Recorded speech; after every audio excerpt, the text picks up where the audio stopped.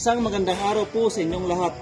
Ako po si FO1 Harry Malianao ng Bureau of Fire Protection, Santa Margarita Fire Station, Samar. Narito para magbigay ng fire safety tips o mga kaalaman upang ang sunog ay maiwasan.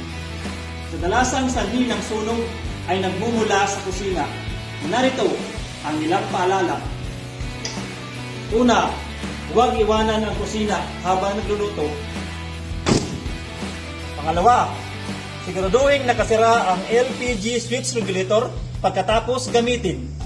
Pangatlo, kung biglaang umapoy ang niluluto, huwag buhusan ng tubig. Sa halip ay takpan ito. Pangapat, panatilihing malinis ang bahay, lalo na sa kusina. Ilayo ang mga bagay na maaaring pagmulan ng apoy.